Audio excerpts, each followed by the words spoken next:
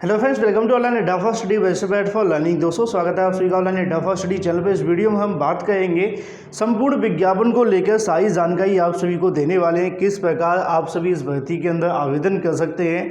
जैसा कि सुबह के वीडियो के माध्यम से आप सभी को जानकारी दे दी गई थी कि यहाँ पर पीसीएस के लिए जो नोटिफिकेशन है वो जारी कर दिए गए लोक सेवा आयोग के माध्यम से।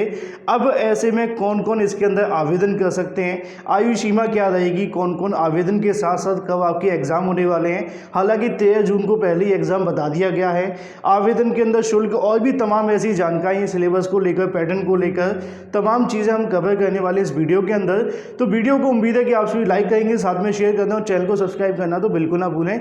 ज़्यादा से ज़्यादा लाइक के साथ शेयर अवश्य कर दिया गया, जिससे कि और भी अभ्यर्थी को बिल्कुल ऑथेंटिक जानकारियाँ मिल पाएँ।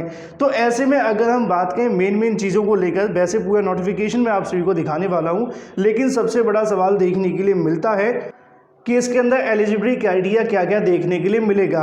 ग्रेजुएशन या फिर अगर बात करें फाइनल ईयर वाले भी इसके अंदर डाल सकते हैं। बिल्कुल फाइनल ईयर वाले डाल दो सकते हैं, सबसे ज़्यादा सवाल यही पूछा जाता है। तो ऐसे में उनके लिए एक लाइन में आंसर देना चाहूँगा। अगर आपको पता हो किसी भी भर्ती के अंदर जब आपके आवेदन लिए जाते हैं तो वहाँ पर अंतिम तिथि से पहले आप सभी के पास में सभी शैक्षिक अर्हताएँ होनी चाहिए। मतलब आपके जो ग्रेजुएशन है वो फाइनल हो जाना चाहिए। अगर वो नहीं हो पाता है तो ऐसे में आप लोग इसके लिए आवेदन नहीं कर पाएंगे। इसके लिए क्या किसी और भर्ती के लिए भी नहीं कर पाते हैं। तो ये जानकारी आपके लिए बहुत ही ज़्यादा महत्वपूर्ण है। इसके अलावा संपूर्ण विज्ञापन हम कवर कर लेते हैं। वीडियो को लाइक और शेयर अवश्य कर देना। तो यहाँ पे चलते हैं। तो यहाँ पे दोस्तों आप सभी के सामने आ जाता है ऑफिशियल नोटिफिकेशन लोक सेवा आयोग के माध्यम से पीसीएस 2021 का क्या क्या आवश्यक है, वही जानकारी मैं आप सभी को देने वाला हूँ। सबसे पहले ऑनलाइन आवेदन आज से शुरू हो चुके हैं 5/2/2021 से 2/3/2021 तक आप लोग यहाँ पे अंतिम तिथि के साथ आवेदन कर सकते हैं, पेमेंट जमा करा सकते हैं। सबमिट करने के लिए आपके पास जो समय होगा 5/3/2021 का होगा। तो ऐसे में काफ़ी लंबा समय आपके पास है। आज से ही आप लोग आवेदन कर पाएंगे। आवेदन के बारे में कुछ महत्वपूर्ण जानकारी आप सभी के सामने दी गई। किस प्रकार आपका जो चयन है वो होगा, जैसा कि आप सभी को पता है प्रारंभिक परीक्षा होगी, उसके बाद में इंटरव्यू होगा, मतलब मुख्य परीक्षा होगी। मुख्य परीक्षा के बाद में इंटरव्यू देखने के लिए मिलेगा और उसके बाद में आपको यहाँ पर चयन कर लिया जाएगा। साथ में अगर कोई जानकारी आप छुपाते हैं तो अभ्यर्थन भी निरस्त कर दिया जाता है, जो कि आप सभी हर एक परीक्षा के अंदर जानते भी हैं। यहाँ पर आप सभी के ऑनलाइन आवेदन करने के बारे में जानकारी आ जाती, जो कि आप सभी को पता होगी। अगर नहीं पता है तो मैंने बीईओ को लेकर एक फॉर्म भर के बताया था, सेम उसी प्रकार आपको फॉर्म भरना है। इसके अलावा इसमें कुछ नया नहीं होगा। तो ऐसे में अगर बात की जाए आवेदन शुल्क को लेकर, तो यहाँ पर जानकारी दी गई है अनरिजर्व के लिए, ईडब्ल्यूएस के लिए और साथ में अन्य पिछड़ा वर्ग के लिए, मतलब ओबीसी और जनरल, साथ में ईडब्ल्यूएस वाले छात्र होंगे उनको यहाँ पे 100 रुपये देने पड़ेंगे। साथ में 25 रुपये ऑनलाइन प्रक्रिया के, टोटल 125 रुपये लिए जाएंगे। अनुसूचित जाति, अनुसूचित जनजाति की जो सीटें होंगी उसके लिए आप आवेदन करेंगे तो लगभग आप सभी यहाँ पर 65 रुपये आप सभी से लिए जाएंगे। दिव्यांग अभ्यर्थियों से कोई चार्ज नहीं लिया जाता है, जैसा कि आप सभी जानते हैं। सिर्फ ऑनलाइन आवेदन की फीस उनको देनी पड़ती है। तो ऐसे में 25 रुपये उनके भी यहाँ पर लगेंगे, जैसा कि आप सभी यहाँ पर देख पा रहे हैं। भूतपूर्व सैनिक के 65 रुपये हैं। बाकी जो अलग चीज़ें होंगी वो आप सभी यहाँ पर देख सकेंगे जब आप आवेदन कर पाएंगे। तो ऐसे में ये तो महत्वपूर्ण जानकारी हो जाती है आवेदन के बारे में। अच्छा, इसकी परीक्षा कब होने वाली, ये तो आप सभी को बताया कि लोक सेवा आयोग के माध्यम से कैलेंडर जारी किया गया था। उसके अंदर बताया गया था कि जून के अंदर आपकी जो परीक्षा है वो होगी। तो अभी से आप लोग अपनी तैयारियां कर सकते हैं, आप सभी को पता है ना। उत्तर प्रदेश लोक सेवा आयोग सम्मिलित राज्य प्रवर अगर बात करें अधीन सेवा मुख्य परीक्षा 2021, साथ में अगर बात करें सहायक वन संरक्षक, क्षेत्रीय वन अधिकारी सेवा की जो मुख्य परीक्षा होगी वो आप सभी को यहाँ पर देखने के लिए मिलेगी। उसी क्रम में विज्ञापन के अंदर सारी जानकारी दी गई है पदों की संख्या को लेकर। यहाँ पे आप 6वें नंबर के पॉइंट पे आएंगे तो उसके अंदर जानकारी आप सभी के सामने आती है। लगभग 400 पद आप सभी के सामने आते हैं। सहायक वन संरक्षक के पद के लिए रिक्तियों की संख्या 1 है, तथा अगर बात करें क्षेत्रीय वन अधिकारी के लिए लगभग यहाँ पे 15 पद आप सभी को देखने के लिए मिलेंगे। साथ में उनका ये भी कहना है कि आगामी समय के अंदर संख्या बढ़ भी सकती है, जैसा कि आप सभी जानते हैं कई बार बढ़ती है। अभी सिर्फ 400 है, बाद में इसमें बदलाव देखने के लिए मिलेगा। अगर बात करें ग्रेड पे को लेकर तो यहाँ पे 4600 ग्रेड पे आप सभी के सामने देखने के लिए मिल जाता है। उसी क्रम में यहाँ पे भी आप सभी को 1 लाख, अगर बात करें यहाँ पे 39,000 के आसपास समथिंग आपको देखने के लिए मिलेगा। तो ऐसे में 6वें वेतन आयोग के अनुसार आप सभी को वेतन दिया जाएगा। ये बात होती है वेतन के बारे में। वहीं दूसरी तरफ बात करें आरक्षण को लेकर, जैसा कि दोस्तों 7वें नंबर पर आरक्षण को लेकर देखने के लिए मिलेगा। आरक्षण का विवाद लगभग हर भर्ती में देखने के लिए मिलता है, खंड शिक्षा अधिकारी में भी है। ऐसे में वेतन के बारे में आप सभी के सामने यहाँ पर दोनों जानकारी दी गई हैं। तो उत्तर प्रदेश की अनुसूचित जातियों, साथ में अगर बात करें तमाम जो चीज़ें हैं उसके अनुसार यहाँ पर सबको जो देखने के लिए मिलेगा आरक्षण। EWS वाले अभ्यर्थियों को भी आरक्षण मिलने वाला है। तो ऐसे में जो EWS वाले हैं उनका ही बदलाव हुआ है, बाकी जो सेम पहले हुआ करता था उसी के बाद में आप सभी को यहाँ से जो आरक्षण है फॉलो किया जाएगा। अब बात आती है शैक्षिक अहर्ता को लेकर। तो यहाँ पे दोस्तों आप सभी के सामने जानकारी दी गई शैक्षिक अहर्ता के बारे में। सम्मिलित राज्य प्रवर अधीन सेवा परीक्षा में सम्मिलित पदों के लिए आवेदन पत्र स्वीकार किए जाने की अंतिम तिथि तक अभ्यर्थियों के पास में भारत में विधि द्वारा स्थापित किसी मान्यता प्राप्त विश्वविद्यालय की स्नातक डिग्री या फिर उसके समकक्ष अहर्ता अगर है तो ऐसे में आप लोग इसके लिए आवेदन कर सकते हैं। बाकी कुछ आप सभी को इसके लिए नहीं चाहिए। तो ऐसे में यहाँ पे आप सभी के पास में जब तक आपके आवेदन लिए जाएंगे तब तक आपकी अगर अहर्ता पूरी है तभी आप सभी आवेदन करिए। अगर बाद में होती है तो ऐसे में आप लोग आवेदन के लिए पात्र नहीं होंगे। यहाँ पे आप सभी के सामने जानकारी देखने के लिए मिलेगी। पहले आपकी लिखित परीक्षा होने वाली है जो कि प्री होगा, फिर मेंस होगा, उसके बाद में आपका इंटरव्यू होगा। इंटरव्यू के बाद में आपका जो चयन है वो यहाँ पर कर लिया जाएगा। अलग अलग पदों के लिए अलग अलग अहर्ताएं आपको देखने के लिए मिलेंगी। तो आवेदन करने से पहले पूरी जानकारी अवश्य ले लेना। उप निबंधक सहायक अभियोजन अधिकारी के लिए यहाँ पे लिखा है विधि स्नातक आपके पास में होना चाहिए। विधि का मतलब लॉ की यहाँ पे बात की गई है ना। जिला बेसिक शिक्षा अधिकारी, साथ में शहर जिला विद्यालय निरीक्षक, साथ में और भी जो तमाम है उनके लिए आपके पास में स्नातक मतलब आपके पास PG होना चाहिए। तो आप लोग इसके लिए आवेदन कर सकते हैं। जिला लेखा परीक्षा अधिकारी के लिए वाणिज्य स्नातक की जो बात है वो की गई है।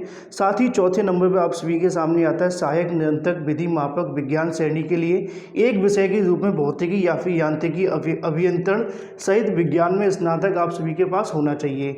नीचे आप सभी के सामने आता है जिला कार्यक्रम अधिकारी के लिए समाज शास्त्र या फिर अगर बात करें समाज विज्ञान गृह विज्ञान को लेकर जानकारी आप सभी के सामने है।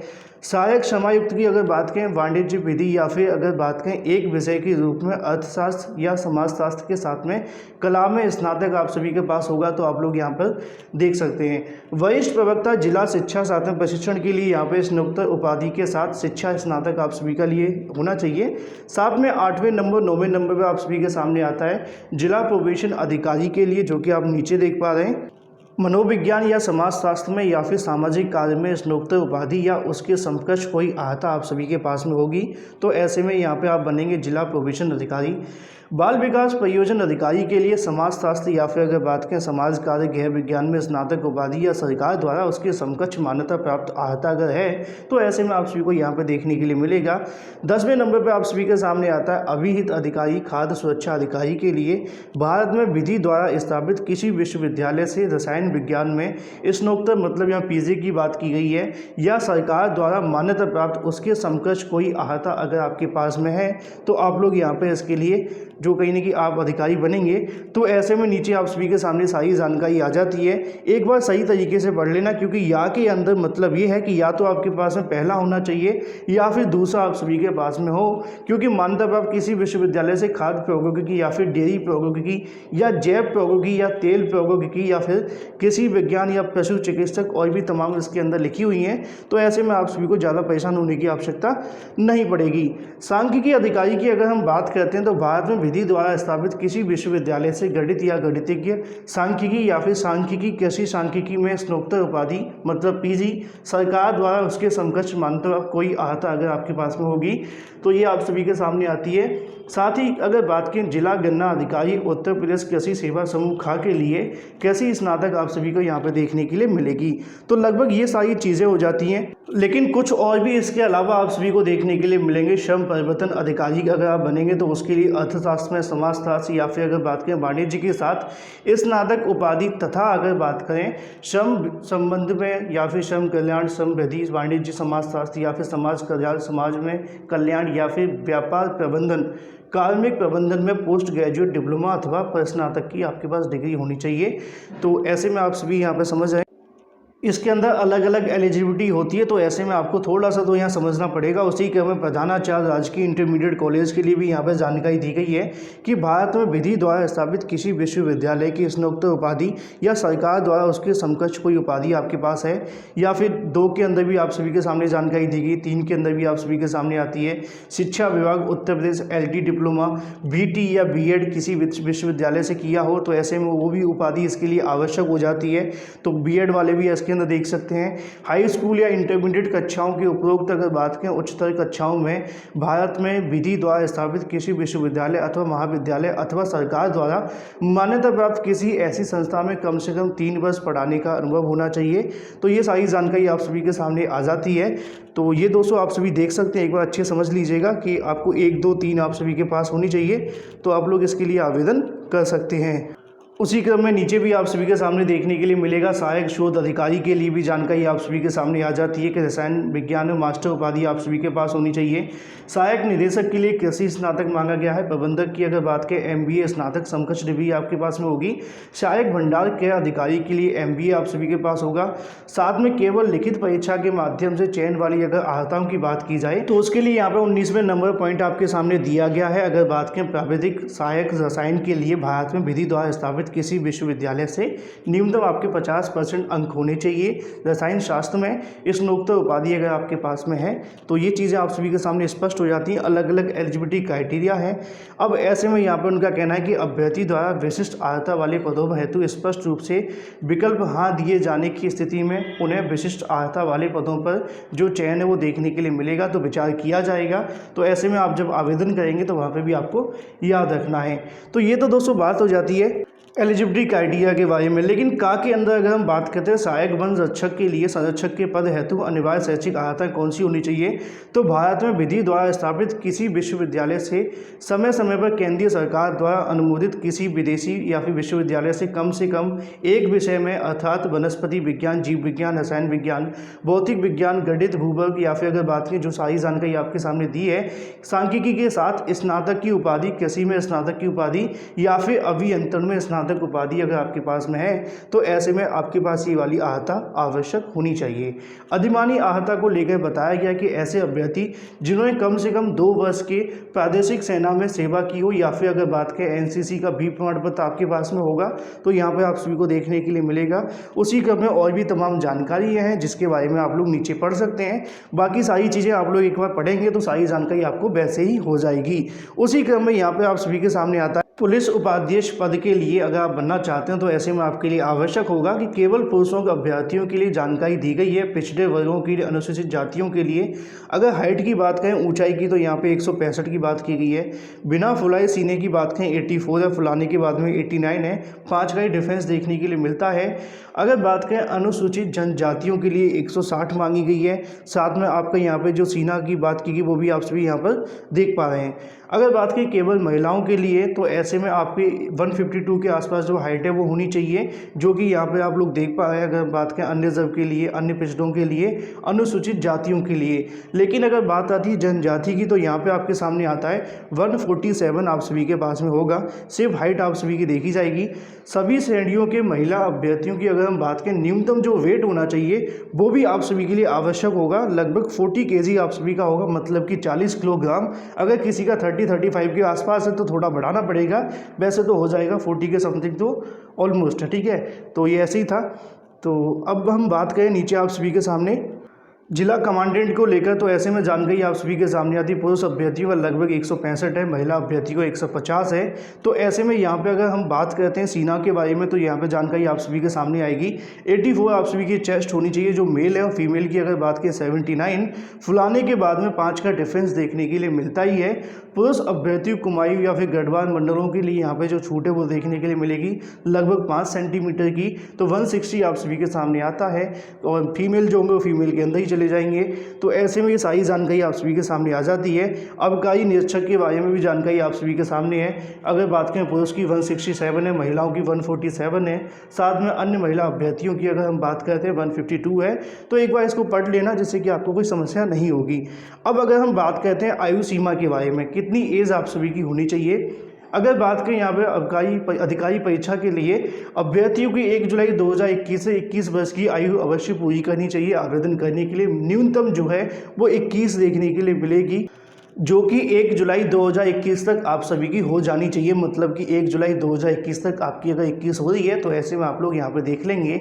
साथ ही अगर 40 वर्ष की आयु की बात करें तो 2 जुलाई 1981 से पूर्व का अगर आपका जन्म है तो आप लोग आवेदन नहीं कर सकते। उसके बाद का है तो आप बड़ी आसानी से यहाँ पे आवेदन कर पाएंगे। बाद का मतलब कि 81-82 जो भी है, ठीक है। उसी क्रम में यहाँ पे अधिकतम आयु छूट के बारे में भी जानकारी आप सभी के सामने आ जाती है। जो दिव्यांग अभ्यर्थी उनको लगभग 15 साल की छूट देखने के लिए मिलेगी। बाकी जो अन्य हैं लगभग उनको 5 साल की छूट देखने के लिए मिलेगी। तो इसको भी आप लोग एक बार पढ़ लेना, वैसे जानकारी होगी आपको। वहीं अगर हम बात करें, क्योंकि इसके अंदर जो काम की चीज़ें वही मैं आप सभी को बताने वाला हूँ, बाकी आप लोग पढ़ ही लेंगे, है ना। तो नोटिफिकेशन के बारे में सारी जानकारी आप सभी के सामने दी गई, किस प्रकार आपको करना है। डिस्क्लेमर भी आप सभी को देखने के लिए मिल जाएगा। जो लोग ऑनलाइन आवेदन करना चाहते हैं उनके लिए भी यहाँ पर सारी जानकारी आप सभी को देखने के लिए मिलेगी। किस प्रकार कौन से लिंक पर क्लिक करना है, सब कुछ इसके अंदर वैसे बताया गया है, जिससे कि अभ्यर्थी को किसी प्रकार की कोई समस्या नहीं होने वाली है। फ़ोटो के बारे में भी जानकारी आप सभी के सामने आ जाती है। जो भी अभ्यर्थी आवेदन करेंगे उनको पता चल जाएगा। लेकिन जो मेन चीज़ है वो यहाँ पर आप सभी के सामने देखने के लिए मिलती है परीक्षा की योजना को लेकर। जैसा कि दोस्तों स्टार्टिंग में बताया कि लिखित परीक्षा आप सभी को देखने के लिए मिलेगी, उसके बाद में आपका इंटरव्यू होगा प्री और मेंस के बाद में, है ना। तो बार बार बताने की आवश्यकता नहीं है। उसी क्रम में जानकारी आप सभी के सामने यहाँ पर भी देखने के लिए मिलेगी कि प्रारंभिक परीक्षा द्वितीय प्रश्न पत्र अधिकारी होगा, जिसमें न्यूनतम 33% आप सभी के पास में होना चाहिए। साथ में जानकारी आप सभी के सामने दी गई, प्रत्येक प्रश्न में लगभग 200 अंक आप सभी से पूछे जाएंगे। 200 अंक का जो क्वेश्चन होगा 2-2 घंटे की आपकी जो परीक्षा है वो देखने के लिए मिलेगी। दोनों प्रश्न आपके बहुविकल्पीय देखने के लिए मिलेंगे। 150 में से अगर बात करें 150 क्रम से और 150 और 200 का मतलब कि 150 और 100 प्रश्न आप सभी के देखने के लिए मिलेंगे क्रम से, दोनों की बात की गई, पहले और दूसरे की, ठीक है। लगभग अगर हम बात करें प्रथम प्रश्न पत्र 9:30 बजे से 11:30 बजे के लिए होगा, 2:30 बजे से लेकर 4:30 बजे दूसरा देखने के लिए मिलेगा। न्यूनतम कट ऑफ यहाँ पे घोषित की जा चुकी है, 33% आप सभी का होना चाहिए आवेदन करने के लिए। मूल्यांकन के उद्देश्य के अभ्यर्थी प्रारंभिक परीक्षा के दोनों प्रश्न पत्रों में सम्मिलित होना बाध्यकारी होगा, तभी आप लोग आगे क्वालिफाई करेंगे, नहीं तो डिस्क्वालीफाई कर दिए जाएंगे। उसी क्रम में सामान्य हिंदी की अगर बात करें 150 अंक के, निबंध को लेकर 150 हैं। सामान्य अध्ययन की अगर बात करें पहले क्वेश्चन के अंदर 200 हैं। सामान्य अध्ययन की अगर बात करें 200। उसी क्रम में सारी जानकारी नीचे भी आप सभी को देखने के लिए मिल जाती है। वहीं अगर हम बात करें आप सभी के सामने, तो उसी क्रम में वैकल्पिक विषय को लेकर भी आप सभी के सामने आता है। आप सभी को यहाँ पे ऑप्शनल कोई चुनना होगा, जिसको भी आप चुनेंगे उसके आपके 2 पेपर देखने के लिए मिलेंगे। 200 नंबर्स के आप सभी के होंगे, तो ऐसे में ज़्यादा परेशान होने की आवश्यकता नहीं है। उसी क्रम में इसमें से कोई एक आप सभी देख पाएंगे। अब सवाल आप सभी के सामने पेपर के पैटर्न को लेकर आता है, तो यहाँ पर आप सभी के सामने आ जाता है प्रश्न पत्र 1 के अंदर सामान्य अध्ययन में क्या क्या चीज़ें आप सभी के सामने आती हैं। अवधि 2 घंटे की आप सभी को देखने के लिए मिलेगी। राष्ट्रीय अंतर्राष्ट्रीय महत्व, सामाजिक घटनाएँ और भी तमाम जानकारी आप सभी के सामने दी गई हैं। तो सिलेबस को लेकर मैं अलग से एक वीडियो आप सभी के सामने प्रोवाइड करा दूंगा, लेकिन अगर आप लोग कहेंगे तो वैसे सिलेबस इसके अंदर सारी जानकारी दी गई है। एक बार इसको अच्छे से आप लोग रीड कर, मतलब हम ये कह सकते हैं कि सारी की सारी जानकारी वैसे तो विज्ञापन के अंदर दी गई है सिलेबस के बारे में। अगर आप लोग अपनी लैंग्वेज में सिंपल भाषा में समझना चाहते हैं, चाहे वो इंग्लिश का, अंकगणित का, जैसा कि आप सभी यहाँ पर भी देख पा रहे हैं, सारी जानकारी इसके अंदर दी है। क्या क्या आप सभी से पूछा जाएगा, बीजगणित के अंदर क्या क्या पूछा जाएगा, है ना। तो ऐसे में सारी जानकारी आप लोग इसको एक बार रीड कर लेना। बाकी अगर आपको हेल्प की आवश्यकता है तो कमेंट बॉक्स के अंदर पूछ सकते हैं। कोई भी सवाल, कोई भी क्वेरी है या फिर सिलेबस को लेकर कोई जानकारी चाहते हैं तो अलग से एक वीडियो बना दिया जाएगा। वीडियो को लाइक और शेयर करने